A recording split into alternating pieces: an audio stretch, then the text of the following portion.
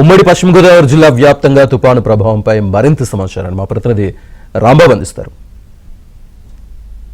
మోంతా తుఫాను వల్ల నిరాశ్రయులు అయ్యే ప్రజల కోసం ప్రభుత్వం అయితే అన్ని రకాల ఏర్పాట్లు చేస్తుంది. వాళ్ళని ఆదుకోవడానికి, వాళ్ళకి సహాయం చేయడానికి అయితే అన్ని చర్యలు చేపట్టింది. ప్రధానంగా వాళ్ళ ఆహార పానీయాలు అందించడానికి, సురక్షిత ప్రాంతాలను తరలించడానికి అయితే ఏర్పాట్లు చేస్తుంది. ఆ విధంగానే పశ్చిమ గోదావరి జిల్లా నర్సాపురం మండలం పిఎం పాలెంలో కూడా తుఫాన్ షెల్టర్ కేంద్రాన్ని ఏర్పాటు చేశారు. ఇక్కడ నేషనల్ అకాడమీ ఆఫ్ కన్స్ట్రక్షన్ దాంట్లోని ఈ తుఫాన్ షెల్టర్ని ఏర్పాటు చేస్తారు. ఇక్కడ మనం చూస్తున్నాము వందలాది మంది ప్రజలైతే ఇక్కడ ఉన్నారు. వీరికి ఇక్కడ షెల్టర్ని ఏర్పాటు చేయడంతో పాటు ఆహారాన్ని ఉదయం టిఫిన్, మధ్యాహ్నం భోజనం, సాయంత్రం భోజనం కూడా ఏర్పాటు చేస్తున్నారు. అంటే 3 పూటలు వీళ్ళకి ఆహార సదుపాయాలు అయితే కల్పిస్తున్నారు మనం చూస్తున్నాం ఇక్కడ. అంతేకాకుండా ఇక్కడ ఎవరైనా ప్రజలైతే మెడికల్గా ఎఫెక్ట్ అయితే వాళ్ళకి సపర్యలు చేయడానికి కూడా సపర్యలు చేయడానికి అయితే ట్రీట్మెంట్ చేయడానికి కూడా ఇక్కడ పారామెడికల్ సిబ్బంది అయితే ఏర్పాటు చేస్తారు. ఇక్కడ దీనికి సంబంధించి ఇక్కడ మనతో తహసీల్దార్ ఉన్నారు, ఆయన కూడా అడిగి తెలుసుకుందాం. సార్, ఇక్కడ ఏర్పాట్లు ఎంతమంది చేశారు, ఎంతమంది వచ్చే అవకాశం ఉంది? మనకి నిర్మలా సీతారామన్ డీటెయిల్ భవన్లోకి వచ్చేసి ఈ రోజు అయితే 600 మంది మధ్యాహ్నం భోజనానికి రెడీ చేసామండి. నిన్న కూడా వచ్చారు. నిన్న సాయంత్రం భోజనం చేశారు, మార్నింగ్ టిఫిన్లు అరేంజ్ చేసాం. మళ్ళీ ఈ రోజు కూడా ఇలా చేస్తున్నాం. మన జిల్లా కలెక్టర్ వారి ఆదేశాల మేరకు ఈ ఏర్పాట్లన్నీ కూడా చేసుకుందాం. తుఫాన్ తీవ్రత ఎంత ఎక్కువగా ఏమన్నా ఈ పునరావాస కేంద్రంలో మాత్రం వాళ్ళకి చక్కటి ఏర్పాట్లు చేసామని చెప్పేసి మీకు తెలియజేస్తాం. టిఫిన్, ఆహారం ఎటువంటి పదార్థాలు వడ్డిస్తున్నారు? అదే చంటి పిల్లలకు సంబంధించి ఎటువంటి ఆహార ఏర్పాట్లు చేస్తున్నారు? నిన్న అయితే ఏంటంటే ములక్కాడ ఈ వెజిటేబుల్ కర్రీస్ నిన్న వడ్డించాం. అలాగే మార్నింగ్ టిఫిన్ టమాటా బాట్ చేయించామండి. చిన్నపిల్లలకి టెట్రా ప్యాకెట్స్ కూడా ఇవాళ అందజేసాం మార్నింగు.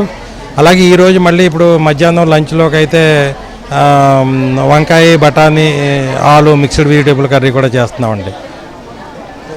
ఇక్కడ తుఫాన్ షెల్టర్లోనూ చాలామంది ఆశ్రయం పొందుతున్నారు. చాలామంది మహిళలు అయితే ఇక్కడ ఉన్నారు, మనం చూడొచ్చు. వీళ్ళు నిన్నటి నుంచి ఇక్కడ ఆశ్రయం పొందుతున్నారు. కొంతమంది అయితే వచ్చి భోజనం చేసి వాళ్ళ ఇళ్ళకైతే తిరిగి వెళ్తున్నారు. ఆ విధంగా కొంతమంది అయితే ఇక్కడ ఉన్నారు. వందలాది మంది అయితే ఇక్కడికి వచ్చి తరలి వస్తున్నారు.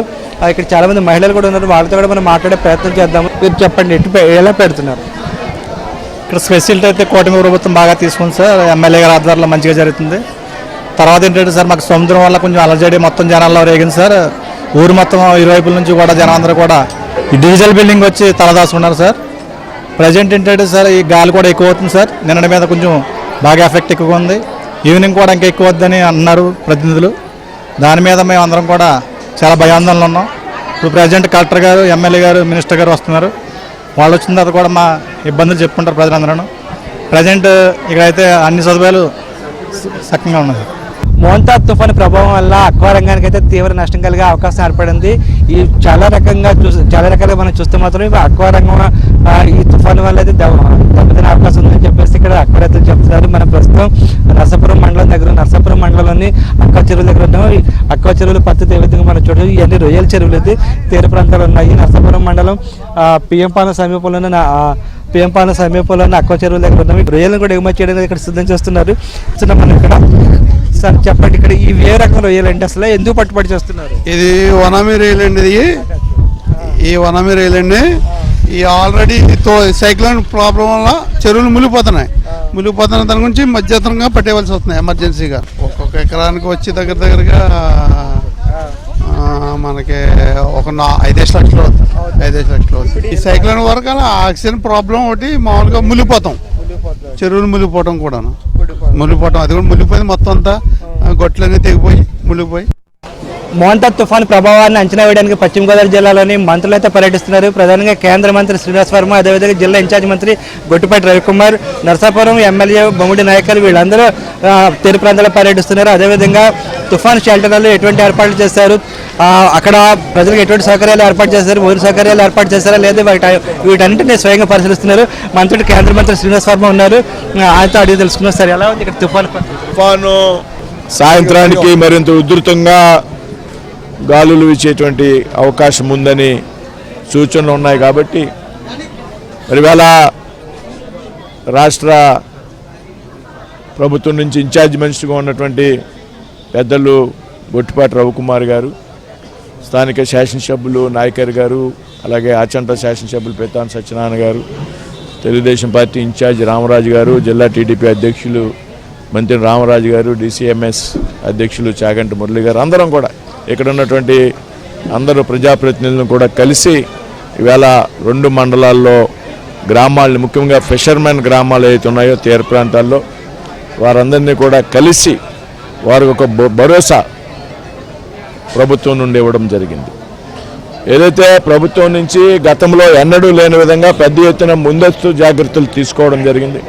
ఇక్కడ నర్సాపురంలో మొత్తం 16 పునరావాస కేంద్రాలు, 8 నర్సాపురంలో, 8 మొగల్తూరు మండలంలో ఏర్పాటు చేయడంతో పాటు అదనంగా కూడా పునరావాస కేంద్రాలు అవసరమైతే ఏర్పాటు చేయడానికి కొన్ని భవనాలను కూడా సిద్ధం చేయడం జరిగింది. అదేవిధంగా పెద్ద ఎత్తున కంట్రోల్ రూమ్స్ని ఏర్పాటు చేయడం జరిగింది రెవెన్యూ డివిజన్స్లో, కలెక్టరేట్లో కూడా. అదేవిధంగా ప్రజలతో కమ్యూనికేషన్ ఉండే విధంగా కమ్యూనికేషన్ వ్యవస్థని, శాటిలైట్ వ్యవస్థను పటిష్టం చేయడం జరిగింది. ఈ విధంగా ప్రజలకి పెద్ద ఎత్తున రవాణా సౌకర్యాల విషయంలో, ఆహార సౌకర్యాలు కల్పించేటువంటి విషయంలో, మరి ఈ విధంగా తుఫాను వల్ల వచ్చేటువంటి ఏదైతే అనారోగ్యాలు ఉంటాయో దానికి నిమించేటువంటి వైద్య సంబంధమైనటువంటి జాగ్రత్త చర్యలు తీసుకునేటువంటి విషయంలో ప్రభుత్వం పెద్ద ఎత్తున ముందస్తు చర్యలు తీసుకున్నది. మరి ఉప ముఖ్యమంత్రి గారు, ముఖ్యమంత్రి గారు నిత్యం అధికారులతో, ప్రత్యేక అధికారులు నియమించి మంత్రుల్ని ప్రాంతానికి పంపడం ద్వారా, స్థానిక శాసనసభ్యులు అధికారులను సమీక్షించడం ద్వారా అంతా కూడా సరైనటువంటి విధంగా పరిపాలన సాగుతూ ఉంది. మరి రాష్ట్ర ముఖ్యమంత్రి గారు, కేంద్ర ప్రభుత్వం కూడా, మోడీ గారు కూడా పరిస్థితిని వివరించడం జరిగింది. కేంద్ర రాష్ట్ర ప్రభుత్వాలు ఈ ప్రాంతంలో ప్రజల యొక్క సమస్యలు ఏవైతే ఉన్నాయో వాటిని అన్నింటికీ కూడా ముందస్తు జాగ్రత్తలు తీసుకోవడం జరిగింది. జిల్లా ఇన్ఛార్జ్ మంత్రి గొట్టిపాటి రవికుమార్ మనతో ఉన్నారు. సార్, ప్రధానంగా పశ్చిమ గోదావరి జిల్లా మీద ఎక్కువగా ప్రభావం కనపడే అవకాశం ఉంది. ఈ ప్రాంతంలో అక్వాకల్చర్ ఎక్కువ ఉంది, అదేవిధంగా ఇతర అక్వాకల్చర్ ప్రాంతాలు, దీనివల్ల ఎక్కువ నష్టం సంభవించే అవకాశం ఉంది. ఎటువంటి ప్రికాషన్స్ తీసుకున్నాము? ముందు ప్రజలకి ఏ మాత్రం కూడా ప్రాణహాని జరగకూడదు అనేది ప్రభుత్వ ఉద్దేశం. అందుకని ఎక్కడైతే లోతట్టు ప్రాంతాలు ఉన్నాయో, ప్రజలు ఇబ్బందికి గురవుతున్నారో వాళ్ళందరినీ కూడా క్యాంప్స్ చేర్చడం జరిగింది. పొద్దు నుంచి దాదాపు 10 క్యాంపులు తిరిగాము. నేను, మంత్రి గారు, ఎమ్మెల్యే గారు అందరం. మాతో పాటు పార్టీ క్యాడర్ని అందరిని కూడా యాక్టివేట్ చేశాం. ముఖ్యమంత్రి గారి సూచనల మీద ప్రతి ఒక్కరు కూడా గ్రామాల్లో ఉండాలి. ప్రజాప్రతినిధులు, మంత్రులు, పార్టీ క్యాడరు, అన్ని పార్టీలకు సంబంధించిన క్యాడర్ అంతా కూడా ఉండి ప్రజలకు ఏ విధమైన ఇబ్బంది లేకుండా చూసుకోవాలనేదే ప్రభుత్వ ఉద్దేశం. అందుకని క్యాంప్స్కి వచ్చాం. క్యాంపుల్లో మంచి భోజన సౌకర్యాలు ఉండాలి. పిల్లలు ఉన్నారు, వాళ్ళందరికీ మిల్క్ ఇవ్వాలి, మంచి భోజనం పెట్టాలి, మెడికల్ ఫెసిలిటీస్ అరేంజ్ చేయాలి. ఇవన్నింటినీ కూడా ప్రస్తుతం ఉన్న పరిస్థితుల్లో చేసుకున్నాం. ఇవాళ రేపు ప్రభావం ఎక్కువ ఉంటుంది కాబట్టి భయపడాల్సిన అవసరం లేదు. ప్రభుత్వం అలర్ట్గా ఉంది. ముఖ్యంగా ఏం చెప్తున్నాం అంటే ధైర్యంగా ఉండండి, ఇళ్లలో నుంచి బయటికి రావద్దని చెబుతున్నాం. తుఫాన్ని ఎదుర్కొనే శక్తి ముఖ్యమంత్రి గారు అన్ని డిపార్ట్మెంట్లు యాక్టివేట్ చేశారు. ప్రతి కాన్స్టిట్యున్సీకి, ప్రతి జిల్లాకి సీనియర్ అధికారులు ఇన్ఛార్జ్ చేశారు. వాళ్ళు కూడా ఇక్కడే ఉన్నారు. అందరం కూడా పర్యవేక్షణ జరుగుతుంది. ఏది వచ్చినా, ఇబ్బంది వచ్చినా చేస్తాం. ఇందాక మీరు అన్నట్టు గడిచిన 5-6 రోజుల నుంచి మత్స్యకారులు సముద్ర వేటకు వెళ్ళలేకపోతున్నారు. వాళ్ళకి ఆర్థికంగా కాస్త ఇబ్బందిగా ఉందని చెప్తున్నారు.